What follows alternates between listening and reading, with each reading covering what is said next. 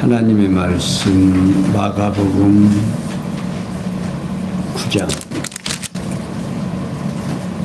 14절부터 마가복음 9장 14절 찾으신 줄 알고 함께 보겠습니다. 저희가 이에 제자들에게 와서 보니 큰 무리가 둘렀고 서기관들이 더불어 변론하더니 온 무리가 곧 예수를 보고 심히 놀라며 달려와 문안하거늘 예수께서 물으시되 너희가 무엇을 저희와 변론하느냐? 우리 중에 하나가 대답하되 선생님, 벙어리 귀신 들린 내 아들을 선생님께 데려왔나이다. 귀신이 어디서든지 저를 잡으면 거꾸로 거품을 흘리며 이를 갈며 그리고 파리하여 가는지라. 내가 선생님의 제자들에게 내어 쫓아달라 하였으나 저희가 능히 하지 못하리이다. 대답하여 가라사대 믿음이 없는 세대여, 내가 얼마나 너희와 함께 있으며 얼마나 너희를 참으리요.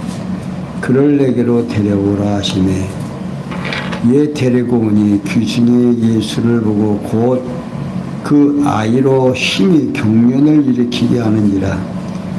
저가 땅에 엎드러져 굴며 거품을 흘리더라.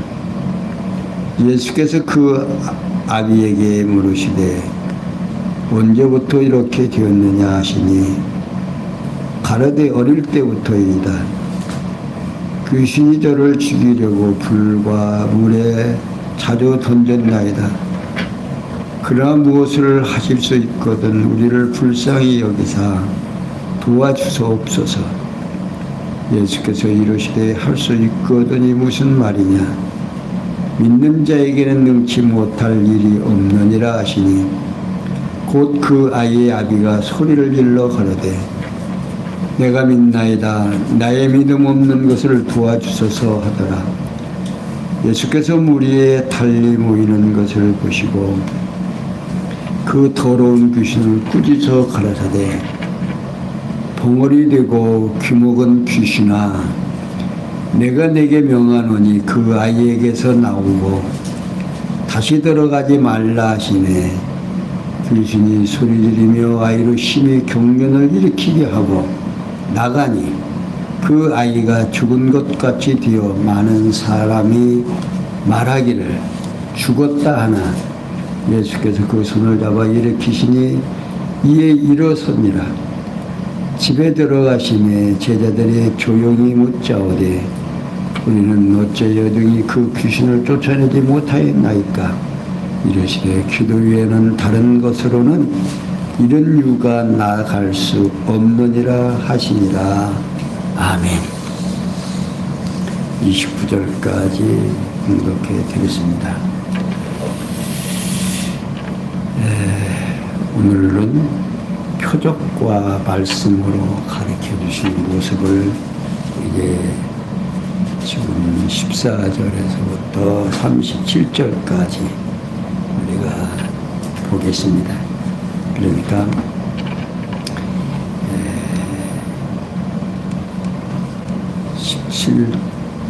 14절에서 29절은 귀먹고 벙어리된 귀신을 쫓는 표적으로 당신의 신분을 드러내 증거해 주시고 30절에서 32절에 보면 제자들에게 죽었다 살아난다는 말씀으로 당신을 가르쳐 증거하신 내용이고 33절에서 37절은 증론하는 제자들에게 어린아이를 내세워 당신의 신분을 가르쳐 증거해 주십니다. 그러니까 예수님께서는 자신이 구약의 언약을 이루려 오신 그리스도이심을 표적과 말씀으로 가르쳐서 증거하십니다. 곧 귀먹고 벙어리된 귀신을 쫓는 표적으로 신분을 드러내시며 제자들에게 표적 죽었다 살아나는 말씀으로 당신을 가르쳐 증거합니다. 그러니까 또한 쟁론하는 제자들에게 어린 아이를 내세워서 당신의 신분을 가르쳐 증거하십니다. 이러한 증거는 여호와 하나님께서 창세전에 작정하신 영원한 뜻에 따라서 언약하신 말씀에 바탕을 두고 있습니다. 그러니까 오늘 우리가 하나님을 아는 데 있어서 하나님께서 한 번에 그냥 우리로 하여금 믿게 하면 얼마나 좋겠어요. 근데 이 믿음이라는 게 말입니다. 우리 자녀를 키워봐도 자녀들 어렸을 때 이제 다른 데로 입양 간다든지 엄마를 떨어지면 키워주시는 분이 엄마인 줄 알죠. 부모인 줄 알고. 하나님께서도 오늘 우리를 사랑하시고 그 사랑의 농도를 깨닫는 데는 아이가 성장해서 어른이 되고 자기가 자녀를 낳아봐야 부모의 심정을 안다고 그러죠. 마찬가지로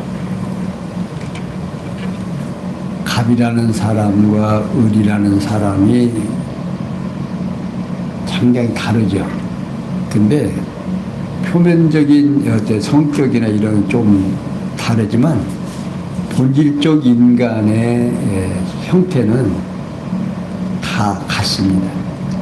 그러니까 하나님께서 우리로 하여금 하나님을 알게 하는데 그냥 한 번에 그냥 싹 알게 해서 그냥 늘 감사하면서 부모의 은혜를 그냥 늘 깨닫고 이제 부모에게 효하고 참 감사하면서 살면 얼마나 좋겠습니까? 안 그러지 않아요. 우리도 자녀 노릇도 하고 부모 노릇도 하고 이렇게 하지만 안 그런다고. 왜 그렇게 있을까? 하나님께서 그렇게 만들어 놨어요. 그래가지고 하나님께서 우리 인간을 안다고 그런다. 우리 부모들이 자녀를 아는 것 같이 그냥 너무 잘 알으셔가지고 이렇게 하나님을 알게 하는데 오늘은 이만큼, 내일은 저만큼. 그러니까 그때마다 상황 따라서 우리로 하여금 하나님 당신을 알아가게 해요. 그런데 이제 그 과정에서 성격이 급한 사람은 급한 대로, 또 유순한 사람 유순한 대로 살아가지만 본질적으로는 성품이 같다고 말입니다. 그러니까 하나님께서 오늘 우리로 하여금 마가복음 9장 14절에서부터 오늘 37절까지 이 내용을 보면서 오늘 우리들에게는 어떤 하나님을 보여줄 것인가. 이게 성경을 보면서 항상 그 성경에서 누구를 발견하려고, 하나님이 어떠하신 분인가를 발견하려고 해야지 거기서 이리야 복받는다 저리야 복받는다라고 하는 쪽으로 성경을 봐가면 끝도 없어요. 결론이 안 나오네요. 그러다가 보면 그렇게 살아져야 못 살아요. 성경에서 말하는 대로 살아져야 되는데 그렇게 안 살아져요. 그렇게 계속해서 그렇게 못 살으면 절망감이 되어서 늘 불안하고 초조하죠. 그런데 하나님께서는 그렇게 초조하고 불안한 우리들에게 당신을 이렇게 조금씩, 오늘은 이만큼, 내일은 저만큼. 그러니까 오늘 우리가 살아가면서 하루에 일어나는 사건 속에서 어떻게 해요? 조금 깨닫고 조금 깨닫고 이렇게 하면서 이제 성숙히 간다고 말입니다. 우리가 이제 늘 이제 좀 안타까워하는 일들이 뭐냐면 한꺼번에 그냥 거듭나고 중생해버렸으면 다 그냥 몽땅 그냥 선해지면 얼마나 좋겠어요. 근데 안 그렇다고 말입니다.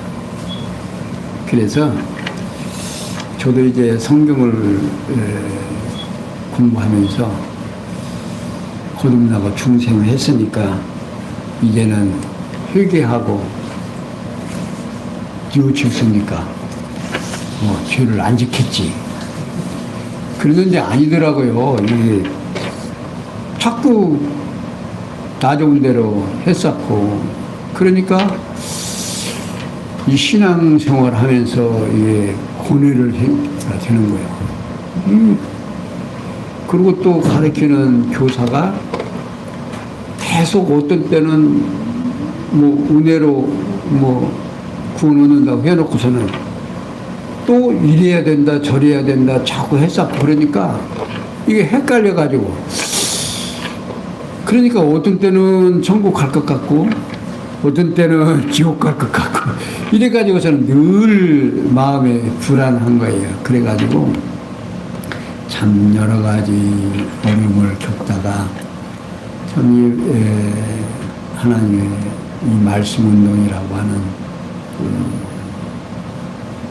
를 만나서 이게 참 차근차근 공부를 해보니까 참 그렇게 좋을 수가 없더라고요. 그래서 이것저것 다 팽개쳐버리고서는 이제 거기에 집중해가지고 전날 거기에 이제 들어가서 봉사도 하고 또 뭐 농촌운동도 해가면서 이제 산속에 들어가서 살기도 해봤습니다만은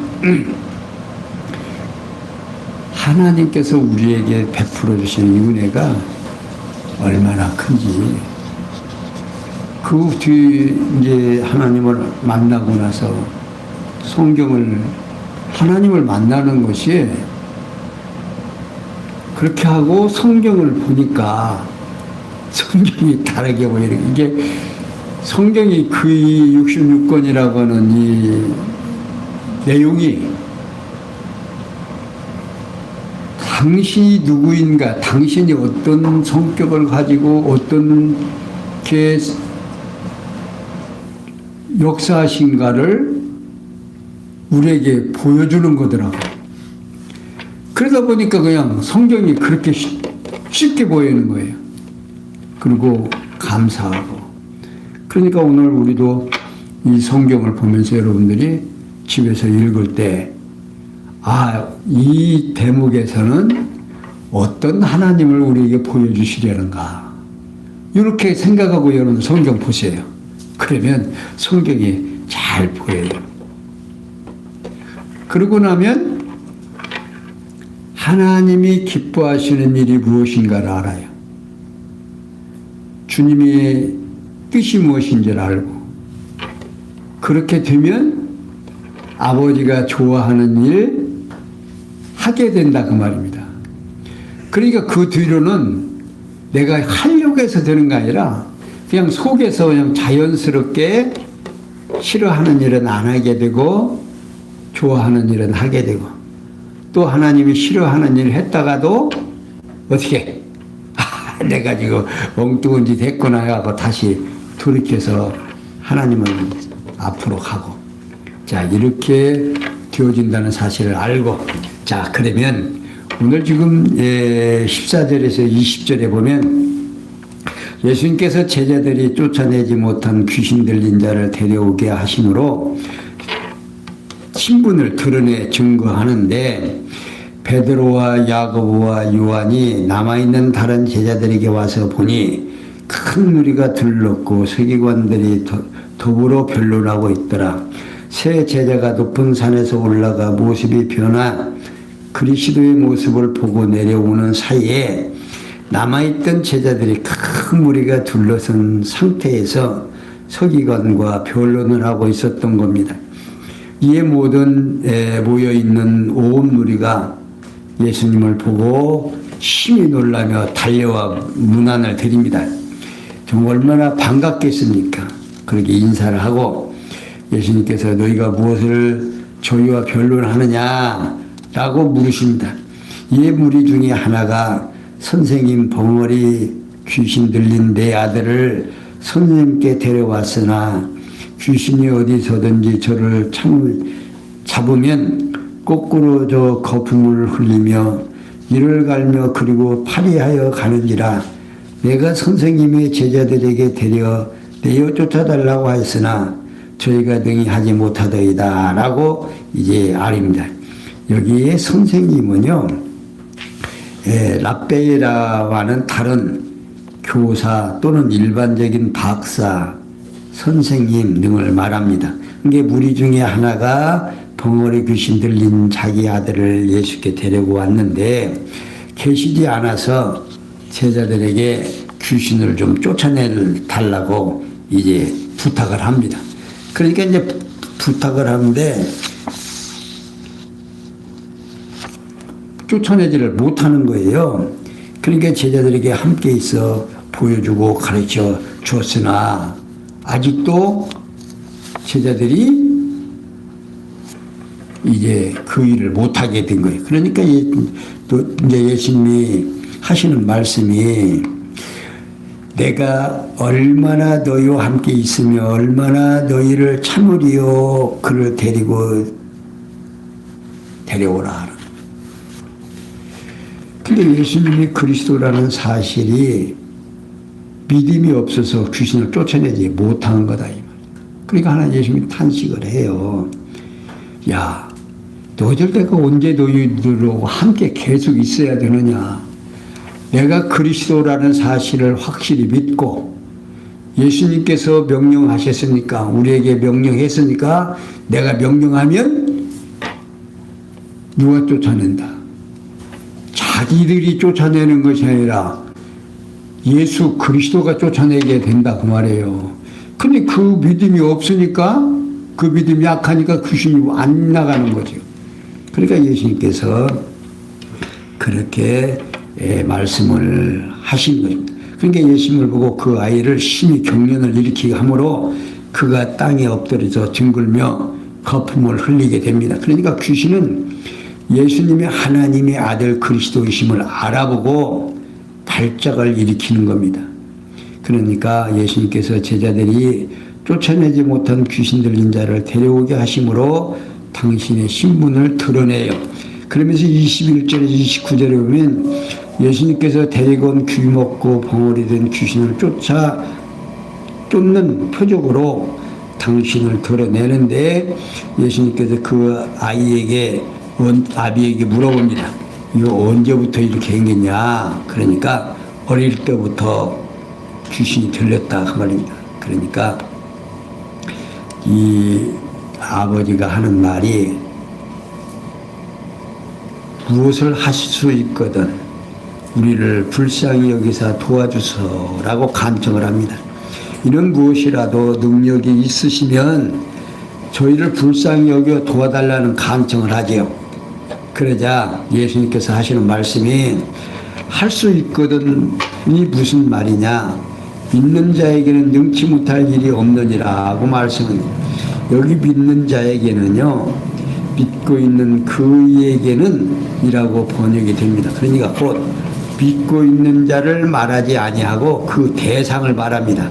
따라서 귀신 들린 아이의 아비가 예수님이 도와줄 것을 믿을 수 있다면 믿고 있는 그이 곧 예수 그리스도 자신은 무엇이나 할 수 있다는 뜻으로 지금 말씀하고 있는 거예요.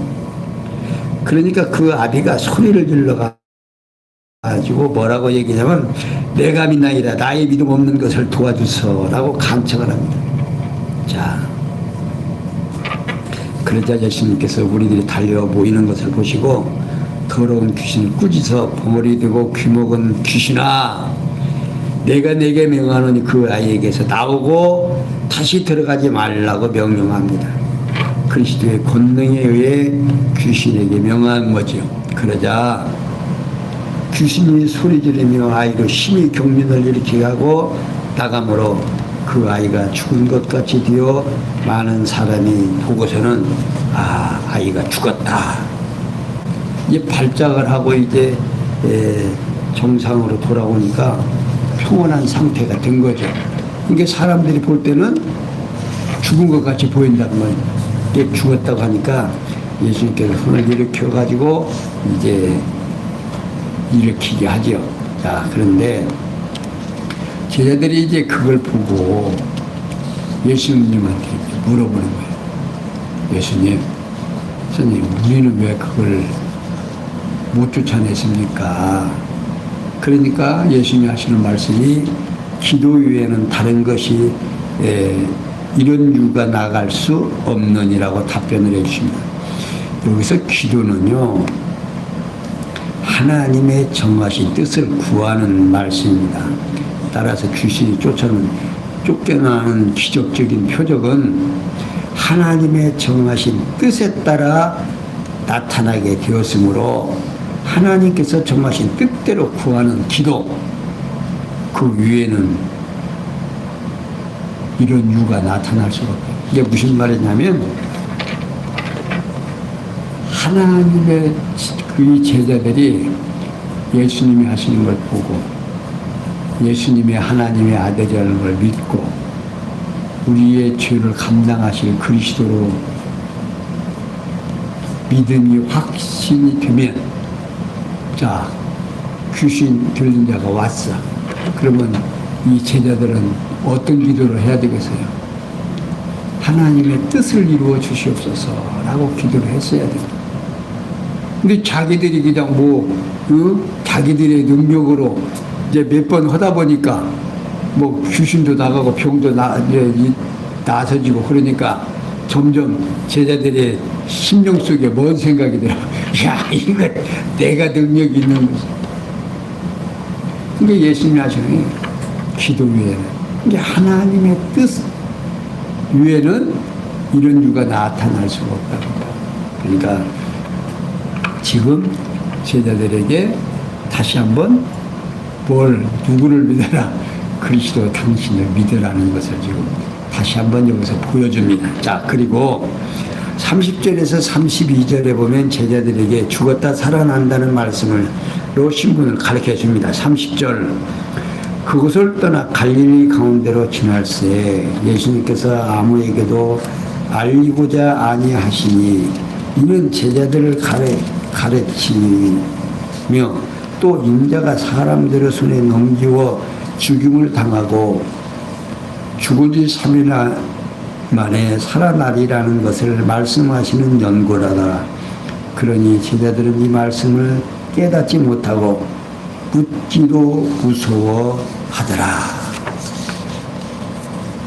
무슨 말이냐면, 자, 예수님께서 귀신을 쫓아내신 그곳을 떠나서 갈릴리 가운데로 지나가시면서 아무에게도 알리고자 아니하셨다는 것입니다. 그러니까 어디로 가는지 말씀도 안 하시고 이제 가시는데, 그 이유가 뭐냐면 인자가 사람들의 손에 넘겨 죽임을 당하고 죽은 지 3일 만에 살아나실 것을 미리 알려주려 했기 때문이다, 그 말입니다. 그러니까 예수님이 이제 제자들에게 얼마 있으면 내가 어떻게 죽임을 당하고 이제 3일 만에 살아나야 할 것을 이제 제자들에게 이제 솔직하게 이렇게 드러내서 말씀을 하시는 거예요. 그러니까 그런 말씀을 제자들을 위해 다른 사람이 들으면 돼야 안 돼요. 이제 만약에 그걸 다른 사람 군중이 알면 예수 십자가에 못 박아 죽이겠어요? 안 죽이겠어요? 안 죽일 거란 말이에요. 그러니까 살살 모르게 제자들에게만 이제 알게 하는. 그러니까 여기 인자라고 하는 말씀은 사람의 아들이라는 뜻으로 아브라함과 다윗의 자손으로 오신 그리스도에 대한 또 하나의 명칭입니다. 그러니까 예수님께서는 인자로서 이방인의 손에 넘겨져 죽임을 당하지만 3일 후에 다시 살아나실 그리스도에 대한 신분을 제자들에게 알려주려 한다. 그러나 제자들은 예수님의 말씀을 듣고도 깨닫지 못하면서 물어보지도 제대로 못한다고 합니다. 왜? 지금 그 말씀을 두렵거든요. 예수님이 죽는다는 것이. 그게 예수님이 두려워하는 이들에게 당신을 지금 확실히 드러내서 지금 보여줘요. 그게 요때의 이 제자들은 자, 예수님이 오병이의 역사도 행하고 칠병이의 역사도 행하고 또 그냥 귀신도 내쫓고 또 어때요? 뭐 참 능력을 그렇게 행하면 알아야 될 거 아니에요. 예수님이 어떤 분인가를. 근데 보고 듣고 해도 못 깨달아요. 근데 여러분들은 어때요? 지금 예수님 직접 만나지도 않고 지금 성경에서 기록된 것만 이렇게 보고 깨닫잖아요. 근데 여러분들 무엇으로 알겠어요? 그렇게 조금씩 이렇게 성경이 한꺼번에 다 한다고 해서 아는 게 중요해요. 이제 예수님이 이제 십자가에 죽으셔서 승천하시면서 내가 가서 몇 날이 어때요? 뭘 보내주마? 성령을 보내주마. 그러면 너희들이 지금 되어졌던 모든 것이 기억난다. 그러니까 우리 성령이 우리로 하여금 이 성경이 조금씩 깨달아져서 하나님이 어떠하신 걸 알게 된다고. 그래서 이렇게 지금 예수님께서는 당신이 이 땅에 온 목적, 또 당신이 이제 되어질 일, 이렇게 얘기를 해주는 거예요. 이렇게 얘기해 준 것이 오늘 우리는 믿어지는 거예요. 이 믿어지는 것이 왜 믿어지는가? 여러분들이 믿음이 있어서 믿어지는 거예요? 아니다 그 말입니다. 성령이 우리에게 오셔서 우리로 하여금 이 말씀이 믿어지게 하는 거예요. 그래서 믿는 거예요. 그러니까 천국은 어떻게 간다 안 간다? 바단밥상이다 그 말입니다. 그래서 우리 예수 믿는 성도들은 소망이 있는 거예요. 이 하나님 모르면 늘 불안해. 이제 나이 먹고 이제 병들고 그러면 이제 저도 지금 100살을 산다 보자고. 그러니까 앞으로 20년만 있으면 이제 죽을 판이야.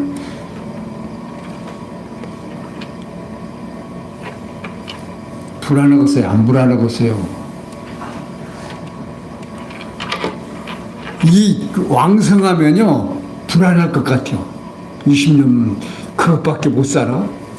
그런데 이제 힘이 점점 없어지고 자신도 없어지고 몸이 좀 귀찮고 어디 아프고 그러면 차라리 이런 생각이 든다 이 말이에요. 그러니까 포기하게 만들어. 이제 나중에 제가 가만히 지금 하나님께서 내 육체를 지금 저도 시험에 보면서 보니까 점점점 이제 포기하도록. 어느 것은 포기하고 어떤 것은 요즘도 이제 집에서 일하다가도요 조금 하다가 힘들면 포기해요. 에이 내일 하지. 오늘 그만해야겠다. 왜?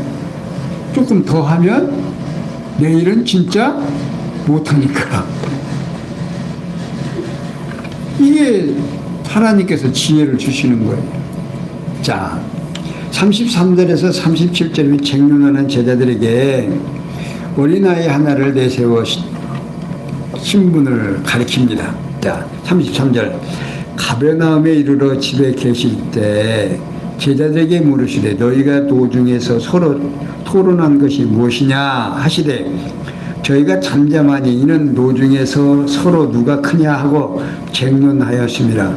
예수께서 앉으사 12 제자들을 불러서 이르시되 아무든지 첫째가 되고자 하면 뭇사람의 끝이 되며 뭇사람을 섬기는 자가 되어야 하리라 하시고 어린아이 하나를 데려다가 그를 가운데 세우시고 안으시며 제자들에게 이르시되 누구든지 내 이름으로 이런 어린아이 하나를 영접하면 곧 나를 영접하며 누구든지 나를 영접하면 나를 영접함이 아니요 나를 보내신 이를 영접함이니라. 자, 예수님께서 가버나움에 이르러 집에 계실 때에 제자들에게 너희가 노중에서 서로 토론한 것이 무엇이냐라고 물어봅니다. 이에 제자들이 잠잠하는데 이건 도중에서 어떤 일로 다퉜냐면 우리 중에 누가 제일 크냐, 서로 네가 크다 내가 크다 이제 쟁론을 한 겁니다. 그러니까 예수님께서 너희들 무엇 때문에 했느냐. 그러니까 이 제자들이 예수님한테 자랑할 것이 있어요 없어요?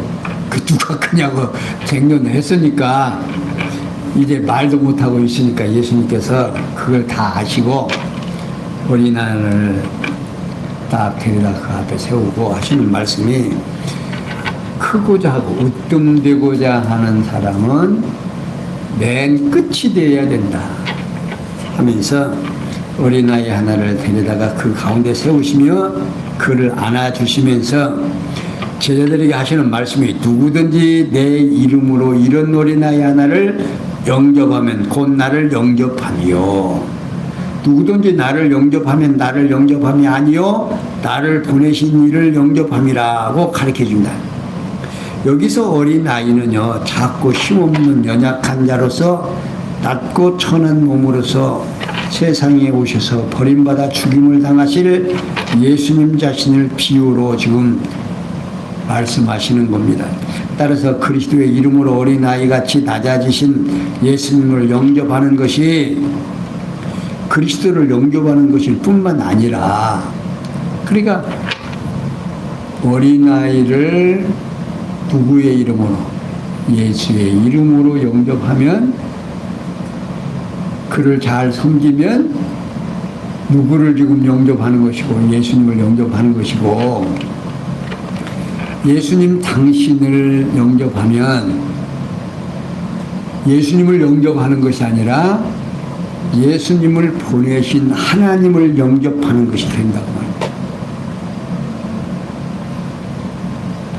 그러니까 오늘 우리가 예수가 어떤 분인가를 알고 그분을 따르게 되면 누구를 영접하는 것이 된다?